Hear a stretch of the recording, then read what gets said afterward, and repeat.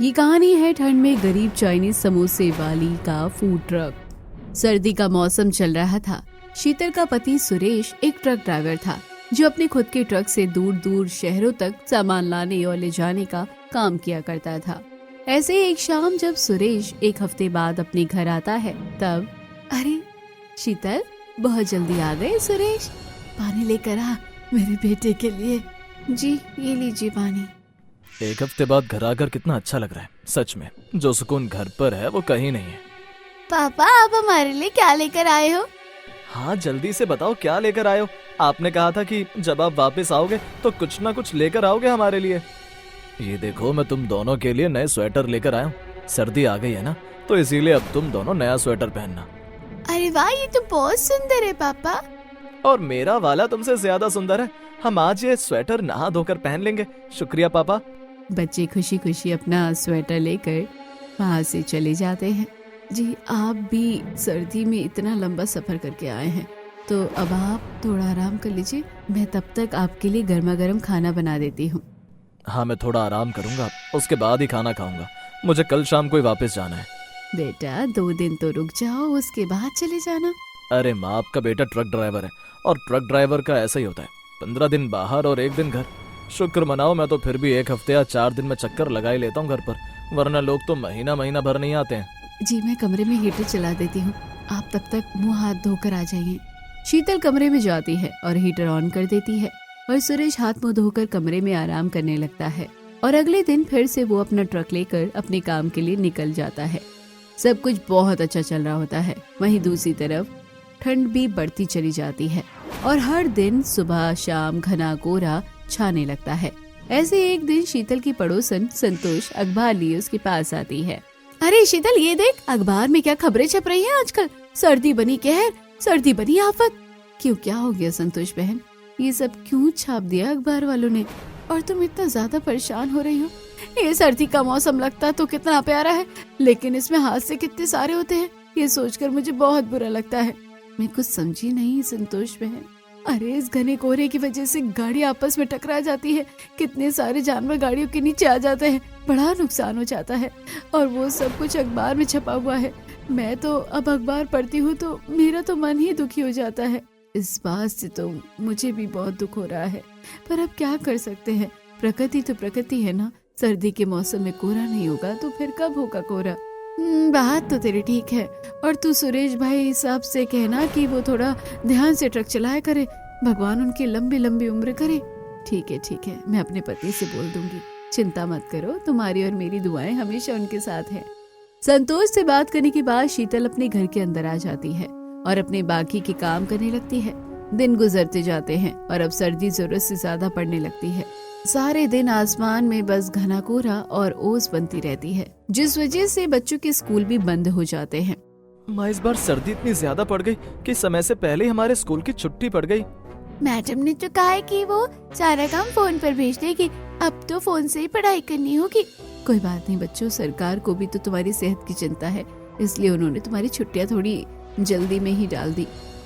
अब तुम दोनों ठंड में बाहर मत खेलना और हाँ, टोपी जुराब स्वेटर सब कुछ पहन के रखना। एक बार अगर ठंड लग गई ना तो फिर जल्दी से ठीक नहीं हो पाओगे तुम दोनों। ठीक है दादी। इतना कहकर चुन्नू और गुड़िया दोनों जाकर रजाई में बैठ जाते हैं और आराम से टीवी देखने लगते हैं।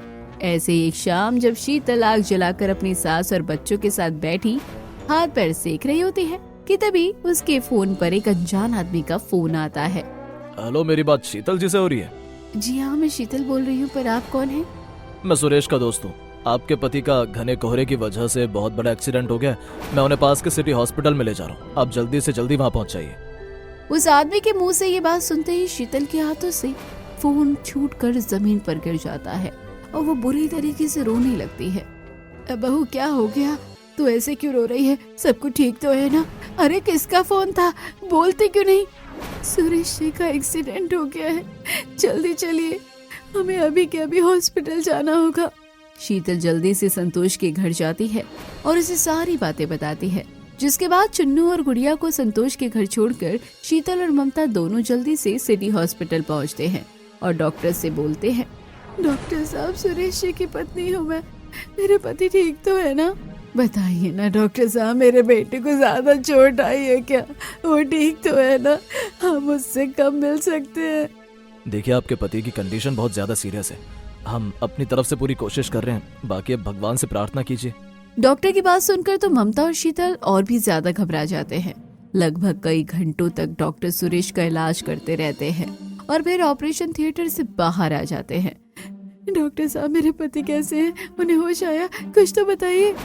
देखिए, खून ज्यादा बह जाने की वजह से आपके पति की हालत बहुत ज्यादा खराब हो गई है और इस वजह से वो कोमा में जा चुके हैं। और हम नहीं कह सकते कि वो कोमा से 1 दिन में बाहर आएंगे, 1 साल में बाहर आएंगे या फिर 10 साल में। भगवान, ये तूने क्या किया? मेरे बेटे के साथ इतना बुरा क्यों किया? मेरे बेटे ने तो कभी किसी का बुरा नहीं किया था, उसके साथ ये सब क्यों हुआ? माता जी, देखिए, हादसों को कोई नहीं टाल सकता है। सर्दी के मौसम में ऐसे रोज न जाने कितने हादसे होते रहते हैं। आप हौसला बनाए रखिए और भगवान से दुआ कीजिए कि आपके बेटे जल्दी कोमा से बाहर आ जाए। इतना कहकर डॉक्टर वहाँ से चले जाते हैं और शीतल अपनी सास को हौसला देते हुए बोलती है, संभालिए खुद को, सुरेश ही कोमा में है। ये बात स्वीकार करना बहुत मुश्किल है, पर उनकी जान बच गई है, उन्हें कुछ हुआ नहीं है। ये तो भगवान की गनीमत है। अब हम दोनों उनकी पूरी देखभाल करेंगे और वो जल्दी ही कोमा से बाहर आ जाएंगे, अब देखना। इतना कहकर शीतल रोती हुई अपनी सास को अपने गले से लगा लेती। अब सुरेश के कोमा में चले जाने की वजह से पूरे घर का आर्थिक ढांचा बुरी तरीके से हिल जाता है। शीतल ने अब तक जितने भी पैसे बचाए थे वो सब के सब सुरेश के अस्पताल में चल रहे इलाज और बाहरी बिल की वजह से खत्म होने लगते हैं। और अब शीतल को अपने परिवार के साथ अब एक छोटे से घर में गरीबी भरे दिन बिताने पड़ रहे थे। अब माँ जी, अब तो घर में राशन भी नहीं है, अब क्या करूँ? मैं सोच रही हूँ कि मैं किसी के यहाँ पर झाड़ू पोछे का काम कर लूँ। बेटा तो पहले ही इतना कुछ कर रही है, अब और कितना करेगी? झाड़ू पोछे का काम मैं कर लेती हूँ। नहीं माँ जी, इतनी ठंड में आप कहाँ काम करेंगी? मैं हूँ ना, काम मैं करूँगी। शीतल ममता से ये बात कर ही रही थी कि वहाँ पर अनुज नाम का एक आदमी सुरेश का ट्रक लिए आता है। शीतल भाभी, सुरेश भाई का ट्रक लेकर आया हूँ, ये लीजिए ट्रक की चाबी। ट्रक में जो टूट फूट हुई थी वो सब मैंने ठीक करवा दी है। शुक्रिया अनुज भाई साहब, लेकिन अब हम इस ट्रक का करेंगे क्या? मुझे तो ट्रक चलाना भी नहीं आता है। तो एक काम कीजिए, आप इस ट्रक को बेच दीजिए, फिर आपके पास काफी सारे पैसे आ जाएंगे। फिर कम से कम आपको ठंड में ऐसे भुखमरी और गरीबी का सामना तो नहीं करना पड़ेगा। नहीं नहीं, ये मेरे पति का ट्रक है, मैं इसे नहीं बेच सकती हूँ। भले ही मुझे चलाना नहीं आता, पर फिर भी मैं इसे बेचूंगी तो बिल्कुल भी नहीं। ठीक है भाभी, जैसा आप चाहें, मैं चलता हूँ। बाकी मेरी कोई मदद चाहिए हो तो जरूर बताना। अनुज ट्रक की चाबी देकर वहाँ से चला जाता है और शीतल भी ठंड में भटकती भटकती किसी के यहाँ झाड़ू पोछे का काम ढूंढ लेती है। एक शाम जब शीतल बाजार से घर आ रही होती है तो वो देखती है कि एक छोटे से ट्रक में कुछ लोग गोलगप्पे बेच रहे हैं। अरे, इस छोटे से ट्रक को इन लोगों ने गोलगप्पे बेचने का अड्डा बना रखा है और मेरे पास तो बड़ा ट्रक है, क्या मैं भी कुछ ऐसा कर सकती हूँ? पर इस काम के लिए पैसा भी तो चाहिए, और मैं पैसा कहाँ से लेकर आऊंगी और मैं क्या ही बनाकर बेचूंगी, ये भी तो मुझे नहीं पता। ये सारी बातें सोचते हुए जब शीतल घर पहुंचती है तो उसके बच्चे उदास बैठे होते हैं।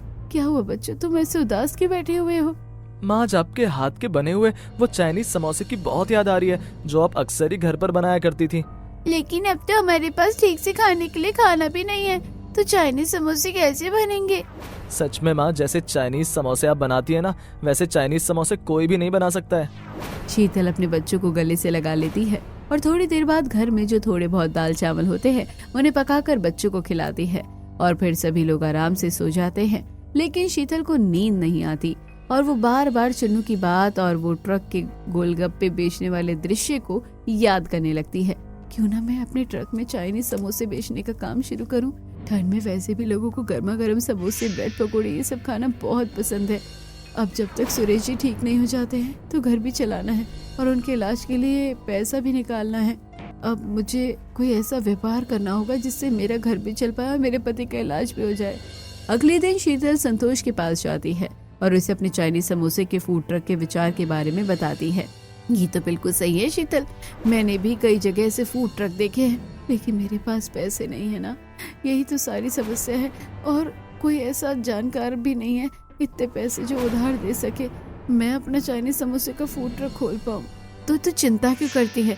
तेरी सहेली है ना, तेरे साथ हमेशा मेरे पास कुछ सोने के गहने रखे हैं, हम उन्हें गिरवी रखकर बैंक से पैसे ले लेते हैं। नहीं नहीं, मैं ऐसा नहीं कर सकती संतोष, वो तुम्हारे गहने हैं।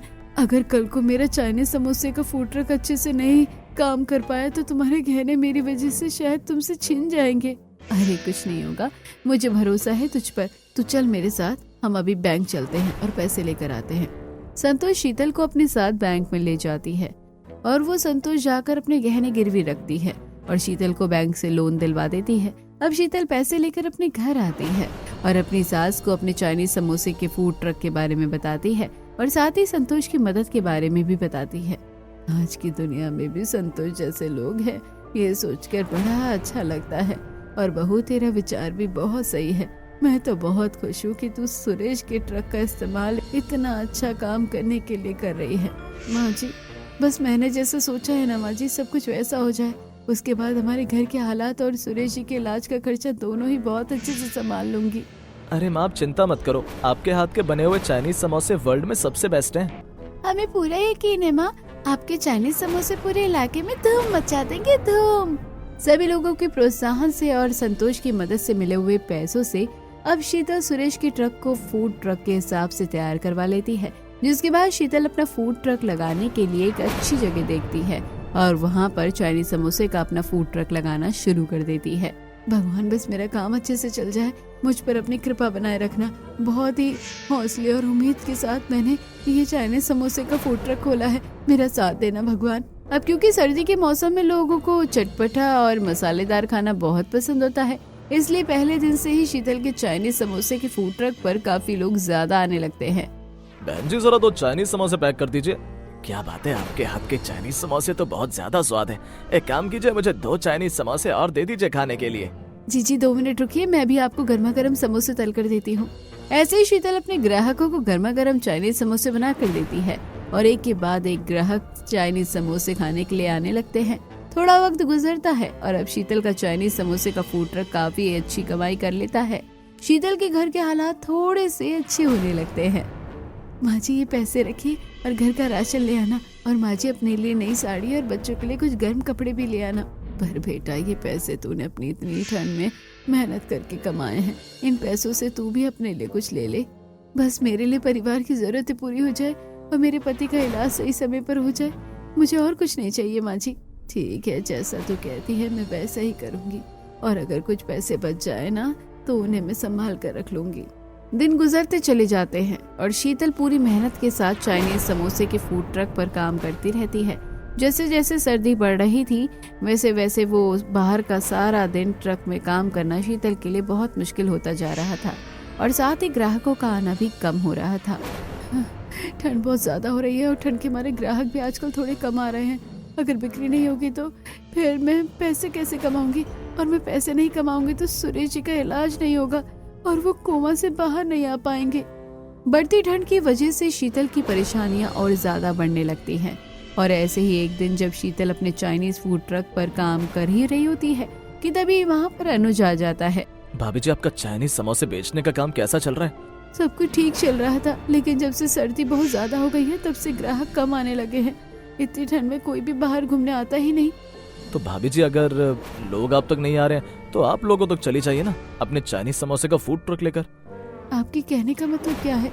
मेरे कहने का मतलब है भाभी जी, आप थोड़े दिन वक्त निकालकर ट्रक चलाना सीख लीजिए, फिर आप अपने ट्रक को कहीं भी ले जा सकती हैं और जगह जगह जाकर अपने चाइनीज समोसे की सेल कर सकती हैं।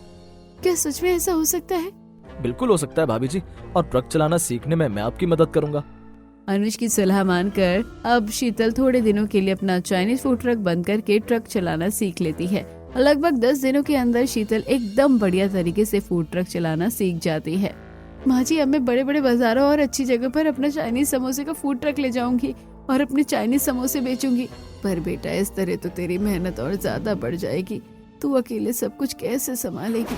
माँ जी, सब कुछ कर दिखाने का दम होना चाहिए, फिर तो मुसीबत बड़ी नहीं लगती है। और वैसे भी मुझे कैसे भी करके सुरेश जी को बस ठीक करना है। ठीक है बहू, तूने जैसा सोचा है तू वैसा कर, और बच्चों और घर की चिंता करने की कोई जरूरत नहीं है, मैं सब कुछ अच्छे से संभाल लूंगी। ममता की बात सुनकर शीतल खुश हो जाती है और अब शीतल ठंड में ट्रक चलाकर बड़े बड़े बाजारों और अच्छी जगह पर जाकर अपने चाइनीज समोसे की सेल करने लगती है। आइए आइए, सर्दी के मौसम में बढ़िया बढ़िया गरम गरम चाइनीज समोसे खाइए, वो भी बहुत ही अच्छे दामों पर। और साथ ही साथ आज है बढ़िया ऑफर, एक चाइनीज समोसे पर एक चाइनीज समोसा बिल्कुल मुफ्त। जल्दी आइए, ये चाइनीज समोसे का फूड ट्रक कहीं आपके इलाके से गुजर न जाए। जल्दी से आइए और चाइनीज समोसे खाइए खाइए। शीतल की आवाज सुनते ही काफी सारे लोग शीतल के चाइनीज समोसे के फूड ट्रक की तरफ आते हैं और उससे चाइनीज समोसे लेने लगते हैं। वहीं दूसरी तरफ घर में बैठे चुन्नू और गुड़िया एक दूसरे से बोलते हैं, दीदी मुझे लगता है कि हमें भी माँ के चाइनीज समोसे की सेल करवाने में उनकी मदद करनी चाहिए। लेकिन चुन्नू, हम क्या करेंगे? माँ हमें अपने साथ अपने चाइनीज समोसे के फूड ट्रक पर थोड़ी न ले जाएगी। तो हम एक काम करते हैं दीदी, हम घर पर बैठकर माँ के चाइनीज समोसे के फूड ट्रक की पैम्पलेट बनाते हैं और फिर हम उन्हें जगह जगह पर लगा देंगे। ये आइडिया तो बिल्कुल सही है, हम ऐसा करते हैं। चल फिर तो अपने बाकी दोस्तों को भी बुला लेते हैं और सब मिलकर माँ के चाइनीज समोसे के फूड ट्रक की पैम्पलेट्स बनाते हैं। चुन्नू और गुड़िया अपने बाकी बच्चा पार्टी गैंग को भी बुला लेते हैं, जिसके बाद सभी बच्चे धूप पे बैठकर शीतल के चाइनीज समोसे के फूड ट्रक के सुंदर सुंदर पैम्पलेट्स बनाते हैं। पैम्पलेट्स तो बनकर तैयार हो गए, बस अब इन्हें जगह जगह पर लगाना है। तो तुम सब तैयार हो ना पैम्पलेट लगाने के लिए? हाँ, हम सब तैयार हैं। सभी बच्चे तैयार हुए पैम्पलेट्स को अपने हाथों में पकड़ते हैं और जगह जगह पर शीतल के चाइनीज समोसे के फूड ट्रक के पैम्पलेट्स लगा देते हैं। सभी बच्चों की कोशिश देखकर शीतल बहुत खुश होती है। आंटी, सच में आपके चाइनीज समोसे ना बहुत ज्यादा अच्छे हैं, बहुत स्वाद है। इतने अच्छे समोसे मैंने पहले कभी नहीं खाए, सच्ची में। तभी तो मेरी माँ ने चाइनीज समोसे का फूड ट्रक खोला है। देखना माँ, अब हमारे पैम्पलेट से ना आपके पास और ज्यादा काम आने लगेगा, लोग आपसे और ज्यादा चाइनीज समोसे खरीदने लगेंगे। मैं बहुत खुश हूँ बच्चों, जो तुमने मेरी मदद की, तुम सबका बहुत बहुत शुक्रिया। थोड़ा वक्त गुजरता है और अब ठंड के मौसम में, क्योंकि शादी और पार्टी काफी ज्यादा होती है और साथ ही बच्चों ने चाइनीज फूड ट्रक के पैम्पलेट्स के नीचे शीतल का नंबर लिखा हुआ था। इन सब की वजह से अब शीतल के पास शादी पार्टी में चाइनीज समोसे बनाने का भी ऑर्डर आने लगता है। ऐसे ही एक दिन चाइनीज रेस्टोरेंट का मालिक सोहन शीतल को कॉल करता है। हेलो, क्या मेरी बात शीतल जी से हो रही है? जी हाँ, मैं शीतल बोल रही हूँ। मैं आपसे आपके चाइनीज समोसे के फूड ट्रक के बारे में बात करना चाहता हूँ। मेरे खुद का एक चाइनीज रेस्टोरेंट है और कल मेरे रेस्टोरेंट को पूरे 25 साल हो जाएंगे और उसी की खुशी में मैंने एक बहुत बड़ी पार्टी रखी है। जी ठीक है, आप मुझसे क्या मदद चाहते हैं वो बताइए। मैं चाहता हूँ कि आप अपने चाइनीज फूड ट्रक को कल मेरी पार्टी में ले आए और सारे मेहमानों को अपने हाथों के बने हुए चाइनीज समोसे खिलाएं। जी ठीक है, जैसा आप कहे, मुझे पता बता दीजिए, मैं समय पर चलकर अपना फूड ट्रक लेकर आपकी पार्टी में पहुंच जाऊंगी। इतना कहकर शीतल कॉल काट देती है और सोहन शीतल के व्हाट्सएप पर पार्टी की लोकेशन भेज देता है। अगले दिन शीतल सही समय पर सोहन की पार्टी की लोकेशन पर अपना फूड ट्रक लेकर पहुंच जाती है और पार्टी में आए हुए मेहमानों को गर्मा गर्म चाइनीज समोसे बनाकर खिलाना शुरू कर देती है। सभी मेहमान पार्टी में चाइनीज समोसे का ट्रक देखकर उसके साथ बहुत सारी फोटोज भी क्लिक करवाने लगते हैं। तभी सभी में मौजूद एक मृदुल नाम का एक फूड ब्लॉगर शीतल के पास आता है और बोलता है, हेलो, कैसी हैं आप? मैं अच्छी हूँ, आप बताइए। मैं भी अच्छा हूँ। काफी यूनिक लग रहा है आपका ये चाइनीज समोसे का फूड ट्रक। जी आपका बहुत बहुत शुक्रिया। क्या मैं जान सकता हूँ कि आपके दिमाग में ये चाइनीज समोसे का फूड ट्रक बनाने का आइडिया कैसे आया? जी इसके पीछे तो एक बहुत लंबी कहानी है। कोई बात नहीं, मैं आपकी पूरी कहानी सुनने के लिए तैयार हूँ। अगर आप बुरा ना माने तो क्या आप मुझे अपने बारे में बता सकती हैं? हाँ ठीक है, मैं आपको सब बता दूंगी, लेकिन पहले मैं पार्टी में मेहमानों को चाइनीज समोसे सर्व कर दूं, उसके बाद आप मुझसे आराम से बात कीजिएगा। ठीक है, मैं पार्टी खत्म होने के बाद आपका इंतजार करूंगा। काफी देर तक पार्टी चलती रहती है और पार्टी खत्म होने के बाद मृदुल वापस से शीतल के पास जाता है और शीतल उसे शुरू से लेकर अंत तक की सारी बातें बताती है, जिसे सुनकर मृदुल बहुत ज्यादा भावुक हो जाता है और बोलता है, सच में शीतल जी, आपकी कहानी काबिल तारीफ है। आप जैसी औरत को ना बड़ी बड़ी परेशानियां भी हरा नहीं सकती और आपका चाइनीज समोसे का फूड ट्रक इस बात की जीती जागती मिसाल है कि अगर औरत अपने घर परिवार को संभाल सकती है ना, तो वो बाहर जाकर अपने परिवार को पालने के लिए पैसा भी कमा सकती है। आपका बहुत बहुत शुक्रिया। बस मेरे पति जल्दी से ठीक हो जाए तो मेरे लिए चाइनीज समोसे फूड ट्रक की असली सफलता मेरे हाथ लग जाएगी। मैं बस उसी दिन का इंतजार कर रही हूँ जब मेरे पति कोमा से बाहर आ जाए। इतना कहकर शीतल अपना चाइनीज समोसे का फूड ट्रक लेकर वहाँ से चली जाती है। लेकिन मृदुल शीतल की कहानी से इतना ज्यादा इंस्पायर हो जाता है कि वो अपने YouTube पर बने हुए फूड ब्लॉग के चैनल पर लाइव आकर शीतल और उसके चाइनीज समोसे के फूड ट्रक के बारे में लोगों को बहुत ज्यादा बताने लगता है। तो दोस्तों मैं भी आपसे यही कहूंगा कि प्लीज आप मेरे कहने पर शीतल जी के चाइनीज समोसे के फूड ट्रक के बने हुए चाइनीज समोसे जरूर ट्राई कीजिए। और आई एम डैम श्योर कि आप लोग अगर एक बार उनके हाथों के चाइनीज समोसे खाएंगे तो मेरी तरह आप भी उनके दीवाने हो जाएंगे। और साथ ही हम सब मिलकर ये दुआ करते हैं कि शीतल जी के पति जल्द से जल्द कोमा से बाहर आ जाए। मृदुल की इस वीडियो के बाद तो शीतल की चाइनीज फूड ट्रक पर चाइनीज समोसे की सेल इतनी ज्यादा होने लगती है कि शीतल को दिन रात मेहनत करनी पड़ती है। यहाँ तक कि शीतल से अकेले ग्राहक भी अब नहीं संभलते और वो अपनी मदद के लिए एक दो औरतों को अपने चाइनीज समोसे ट्रक के काम करने के लिए रख लेती है। ऐसे ही एक दिन जब शीतल चाइनीज समोसे की फूड ट्रक पर काम कर रही होती है तभी फोन पर हॉस्पिटल से डॉक्टर का कॉल आता है। शीतल जी आप इमीडिएटली अस्पताल आ जाइए, हमें आपसे कुछ जरूरी बात करनी है। शीतल जल्दी से अस्पताल पहुंचती है और सामने का नजारा देखकर तो वो खुशी से रो पड़ती है क्योंकि सुरेश कोमा से बाहर आ चुका था और उसके पास में ही मृदुल भी खड़ा हुआ था जो इस वक्त सुरेश को शीतल की सारी कहानी बता चुका था। शीतल तुम कितनी ज्यादा मेहनती हो, ये बात मुझे आज पता चली। इतनी ठंड में इतने समय से तुम चाइनीज फूड ट्रक चलाने का काम कर रही थी, सिर्फ और सिर्फ मेरे और मेरे परिवार के लिए। सच में तुम्हारे जैसी पत्नी पाकर तो मैं बहुत खुश हूँ। और मैं भी खुश हूँ कि आज आप कोमा से बाहर आ गए। अब मुझे सच में एहसास हो रहा है कि चाइनीज समोसे का फूड ट्रक चालू करके मैंने कोई गलती नहीं की है। अरे शीतल जी आप तो स्टार बन चुकी हैं। आपका भी बहुत बहुत शुक्रिया। लेकिन आप यहाँ पर पहुँचे कैसे? आपको कैसे पता चला कि मेरे पति यहाँ पर हैं? आपसे मिलने के बाद मैं तो आपकी कहानी का दीवाना हो गया और बस मैंने आपके पति का पता निकाल लिया और अच्छे से अच्छे डॉक्टर के साथ मिलकर आपके पति का इलाज शुरू करवा दिया। और आज देखिए आपकी और मेरी मेहनत रंग लाई।